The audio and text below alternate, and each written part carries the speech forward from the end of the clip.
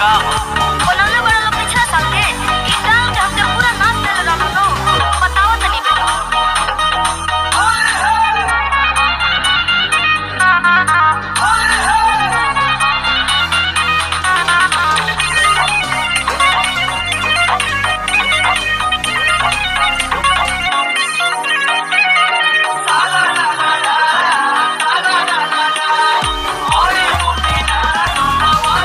गाने का नाम है बिना चड्डी की होली। जी हाँ मेरे दोस्तों, गाना शानदार है यार। जो एक रील वायरल हुआ था बिना चड्डी वाला, जो कॉल पे बतिया रहे थे, वो इसी पर गाने को इसी रील पर बनाया गया है। गाना शानदार है यार। इस गाने के जो सिंगर है विजय चौहान और शिल्पी राज दोनों मिलकर इस गाने को गाए दोस्तों। और इसी गाने को जो लिरिक्स लिखे हैं, जो गाने का राइटर रवि चौहान जी, जो कमाल का राइटर लिखे यार। देखो ना गाना।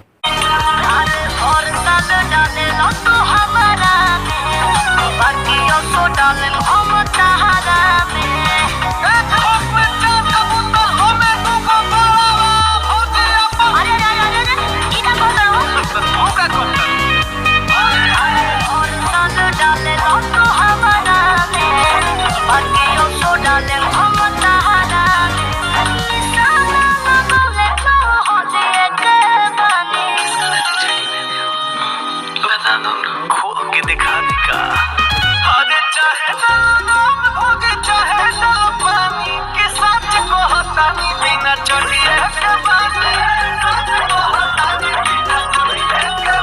अरे सच को हतानी बिना चढ़िए के बानी। आज कितना खुलल बोलो तारा हो, तारा लाज नहीं लागो? तारा से कोई सा लाज पूछलो हो? ये जो गाना रिलीज किया गया है विजय चौहान ऑफिशियल चैनल से जी मेरे दोस्तों। और इसी गाने में जो कि शानदार और गजब जो म्यूजिक डाले हैं, जो कि कन्हैया सिंह, जो कि शानदार म्यूजिक यार लाजवाब डाले हैं, किसी प्रकार की कमी नहीं है। और इसी गाने में जो एक्ट्रेस जो हीरोइन काम की शिवानी गुप्ता, जी हाँ दोस्तों, गजब परफॉर्मेंस दिए, गजब शानदार के काम किए। तारीफ तो करना पड़ेगा यार। देखो ना इसका शानदार परफॉर्मेंस।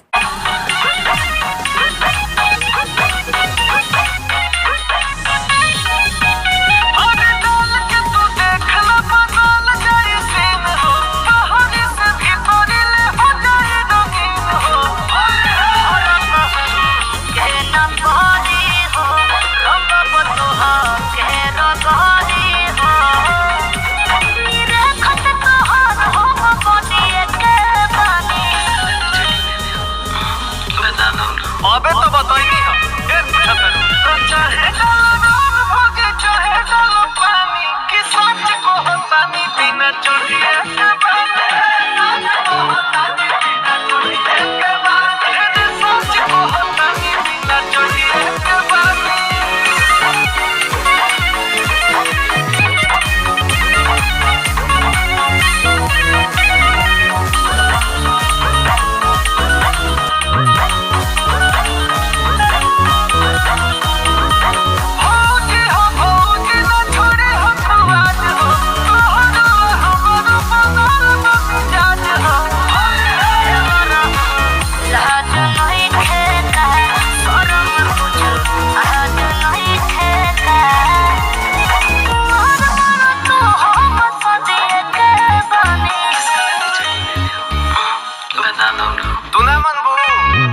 गाना कैसा लगा दोस्तों? और गाना अच्छा लगा तो मेरे वीडियो का डिस्क्रिप्शन में ओरिजिनल वीडियो की लिंक डाल दें दोस्तों, वहां से क्लिक करके देख सकते हैं। या तो विजय चौहान ऑफिशियल चैनल पे जाकर वहां से भी क्लिक करके देख सकते हैं।